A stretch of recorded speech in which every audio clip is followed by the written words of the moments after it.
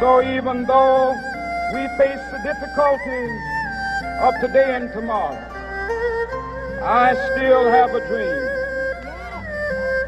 It is a dream deeply rooted in the American dream. I have a dream. አንድ ቀን ህልም አለኝ በዚህች ሀገር ጥቁር ፕሬዝዳንት ይነግሳል። አንድ ቀን ህልም አለኝ ጥቁሮች በዘራቸው የማይገፉባት ሀገር ትኖራለች። አንድ ቀን ህልም አለኝ እኩልነት ይሰፍናል። ህልም አለኝ I have a dream። የጥቁሮቹ ፈርጥ ማርቲን ሉተር ኪንግ እንደ አውሮፓውያን አቆጣጠር ጥር 15 1929 በአትላንታ ጆርጂያ ውስጥ ተወለደ። ማርቲን ሉተር ኪንግ የነጮችን የበላይነት በነገሰባት ሀገር ጥቁሮች በቀለማቸው በሚገፉባት ምድር ነጭነት እንደ ፈጣሪ ጥቁር እንደ ፍጡር በሚታይባት በዚያች ምድር ሊሞግት ህልም አለኝ ብሎ ተነሳም። ምድሪቷን የጥቁሮች ማዕበል አናወጻት። ነጻነት፣ ፍትህ፣ እኩልነት ይስፈን ሲል ሞገተ። ገና በ35 ዓመቱ የኖቤል ሽልማት ሸለሙት። በሬሆይ ሳሩን እንጂ ገደሉን መቻየ እንዲሉ በሽልማት ደልለው ከጀርባው እንደሚወጉት ያባለ ህልም መቼ ተረዳቸው። የወጣትነት ዘመኑን በቅጡ ሳያጣጥም ያለመውን ህልም ሳያይ ገና በ39 ዓመቱ ከጀርባው ተኩሰው ገደሉት። ዳሩ ሞቱ እንደቀረበ አውቆ ነበር። ጥቁር ማዕበል ባናወጻት ምድር ንግግር ሲያደርግ ዛሬ የተራራውን ጫፍ አይቻለሁ ከእንግዲህ ሞቴ ቢቀርብ እንኳ አይቆጨኝም ብሎ ነበረም። ጥቁር ታዛዥ ነጭ አዛዥና ናዛዥ በሆነባት የዓለም ቅኝት ውስጥ ጥቁር ሆኖ ከፍ ማለት ውርደት ነው። ነጻነት የላለ ፍትህ ለጠየቀ እኔም እኩል መብት አለኝ ያለ እስከ ወዲያኛው በሚሸኝባት በዚች ልቃሜት ዓለም ጀግና ውሎ አያድርም። በዚያች ዲሞክራሲ ሰፈነባት በሚባልባት ሀገር እንኳ ጥቁር ዛሬም መተንፈስ አልቻልኩም እያለ ይሞታል። ነጭነት ደፍቆ ይገድላል። ለዚህ ሁሉ ደግሞ ከነጮች ጀርባ ያሉ ጥቁር አደሮች ተጠያቂዎች ናቸው። እና ሀገረ ብርቁ በስደት የዘመቱ አፍሪካውያንን በካምፕ ውስጥ አምገው የእድሜያቸውን እኩሌታ ይበላሉ። ከዚያም ዞር ብለው ስለ አፍሪካውያን ያገባናል እያሉ በየመድረኩ ሲደሰኩሩ እንደ መስማት ያለ ህመም ደግሞ መቼምና እንዴትም ታይቶ አይታወቅም። ለአውሮፓውያን እድገት የዓለም ቁንጮ ነኝ ለምትለው አሜሪካ መበልጸግና መፈርጠም የጥቁሮቹ ላብ ደምና አጥንት ተገብሮ እንደቆመ ታሪክ ሕያው ምስክር ነው። በባርነት ግዞት ምድርን ምሰው ብረትን ከወርቅ ቀጥቅጠው የኢንዱስትሪ አብዮቱን ያቀጣጠሉ ጥቁር ስለመሆናቸው የግብርናውን ዘርፍ ያዘመኑት አጥንት ከደም ገብረው ስለመሆኑ ሊነግሩን አይሹም። ከጥቁሮች አህጉር አፍሪካ ከጉልበት እስከ ንጥረ ማዕድናት መዝብረው ስለማደጋቸው የሚነግራቸው ሲነሳ በገዛ ወንድሙ ከጀርባ ወግተው ይገድሉታል። ይህ ባይሆን እንኳ ስም እያወጡ ከነመፈጠሩ እንዲረሳ ያደርጉታል። እናም ጠያቂ አብዮተኛ በዚች አህጉር ውሎም አያድርም። ጥቁሯ አፍሪካ የነጭ ጥላ ያጠላባት የጥቁር ምድር ብዙ ጥቁር ታሪክ ጽፋለች። ዛሬ በዚህ ዘጋቢ የታሪክ ማስታወሻ ጥቁር አብዮተኛ ጀግኖች መዳረሻቸው ምን እንደሆነ እንቃኛለን። አብሮነታችሁ ከኛ ጋር ይሁን። አጥንቶቼ ዳግም ይነሳሉ ማይ ቦንስ ዊል ራይዝ አጌን የመጨረሻ ንግግሯ ነበር።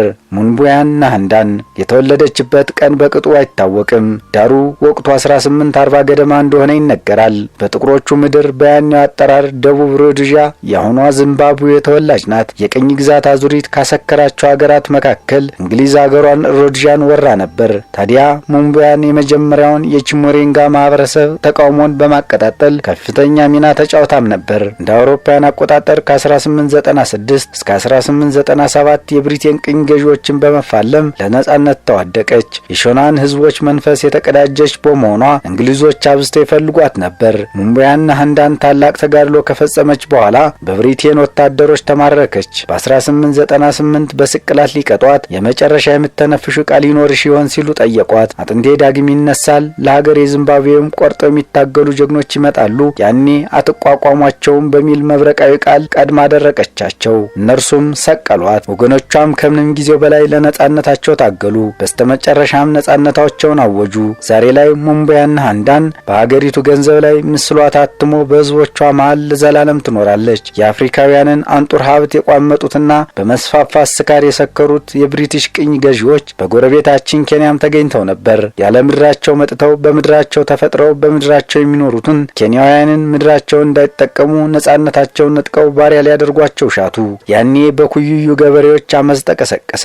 ምድራችን ከሚነጥቁን በምድራችን ሞተን ምድራችን ትብላን ብለው እንደ ንብ ተመው ተነሱ። ጀግና በችግር ጊዜ ይወለዳልና ዲዳን ኪማቲ እጅግ ጎበዝ ተማሪ የነበረ ሲሆን በነጭ ሰፋሪዎች የሚደርሰው ግፍ ቆሞ መመልከት አላስቻለውም። እንደውም ግልፍተኛ ቁጡ መሆን ጀመረ። ይህ ባህሪው በነጭ ሰፋሪዎችና አዛዦች የሚደርስ ግፍ የወለደው ነበር። በእንግሊዘኛ ቋንቋና በስነ ግጥም ጎበዝ የነበረው የያኔው ተማሪ ዛሬ ታሪክ በነጻነት ታጋይነት የምታነሳው ዲዳን ኪማቲ ትጥቅን አንግቦ የማኦማኦ ትግልን ተቀላቀለም። ማኦማኦ የሚለው የኪኩዩ ቃል ሲሆን ሂዱ የሚል ትርጉም እንዳለው ይነገራል። ነጭ ወራሪዎች ምድራችንና ነጻነታችን ትታችሁልን ወደ መጣችሁበት ሂዱ እንደማለት ነው። ጊዳን ኪማቲ ነፍጥን አንግቦ ጥራይ ጫካው ብሎ የጎሬላ ትግልን ተቀላቀለ። በዚያም የመሪነት ኃላፊነትን ተላበሰ። ነጮችን መውጫ መግቢያ ያሳጣቸውም ነበር። ታዲያ ጀግና የምትበላው አፍሪካ ጊዳን ኪማቲንም በላችው። ይህ የሆነው የብሪቲሽ ወራሪዎች ማርከውት አይደለም።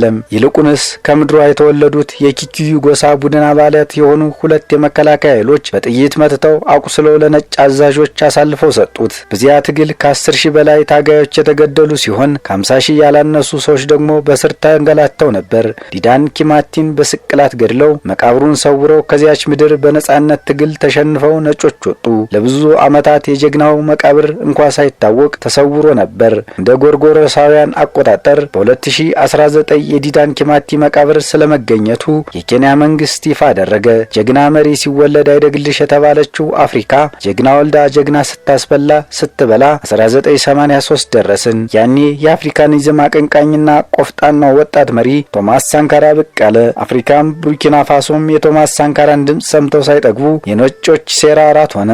የበሉት ደግሞ ቡርኪናዎቹ የኛዎቹ አፍሪካ ልጆች ናቸው። ሳተናው መሪ በ4 ዓመታት ውስጥ ብቻ ትምህርት እንዲስፋፋ ያደረገ፣ ከአፐር ቦልታ ወደ ቡርኪና ፋሶ የአገሪቱን ስም የቀየረ፣ ትርጓሜውም የቀና ሰዎች ምድር እንዲሆን ያደረገ፣ ከቅንጡ የቤተ መንግስት ኑሮ ይልቅ ለህዝቦች ያደላ፣ የመንግስት ባለስልጣናትን ደሞዝ ቀንሶ ለህዝብ መሰረተ ልማት ያዋለ፣ ግዙፍ የጤና ዘመቻዎችን ያከናወነ፣ ከፊውዳል ባለሀብቶች መሬትን ነጥቆ ለድሆች ያከፋፈለ፣ የቅኝ ግዛት አስተዳደር ብሎ ከሚጠራቸው እንደ IMF እና የዓለም ባንክ ያሉ ተቋማት ዘንድ አፍሪካ እንድትርቅ አጥብቆ የታገለ፣ የሚያበላህ ይቆጣጠራል እያለ የሰበከ ጀግና መሪ ነበር።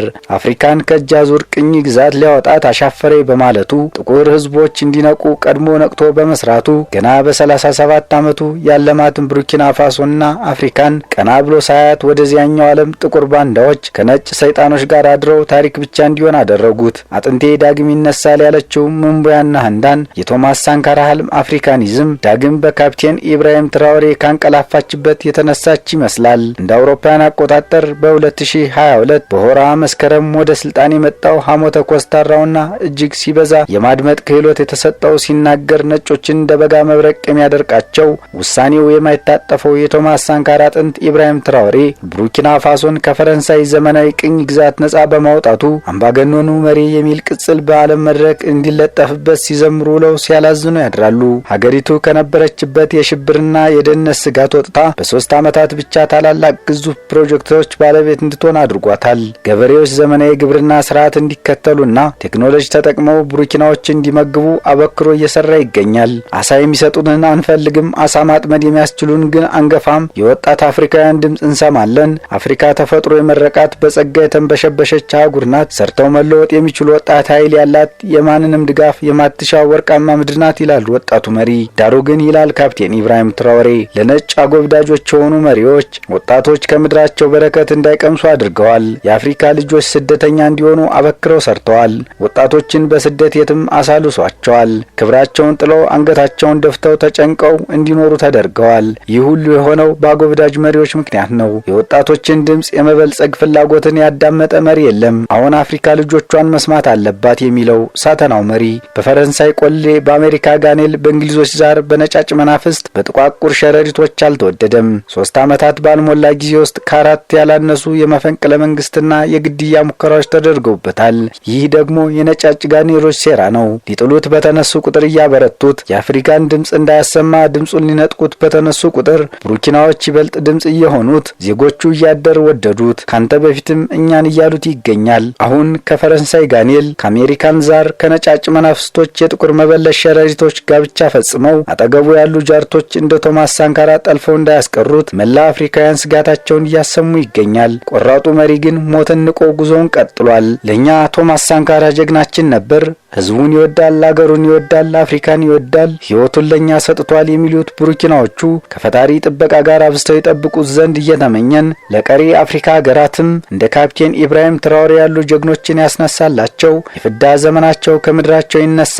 ቪያ ካፕቴን ኢብራሂም ትራኦሬ፣ የማርቲን ሉተር ኪንግ፣ የሙምቡያና ሃንዳን፣ የጊዳን ኪማቲ፣ የቶማስ ሳንካራ የጀግኖች አጥንትና መንፈስ ዳግም የአፍሪካ ድምፅ መንገድህ አብቦ ያፍራ። አፍርቶም ዘር ይሁን እያልን በቀጣይ የአፍሪካ ምድር ወልዳ የበላቻቸውን ቆራጥ መሪዎች ታሪክ ይዘን እንመለሳለን። ውድ አድማጭ ተመልካቾቻችን በሰላም ቆዩን።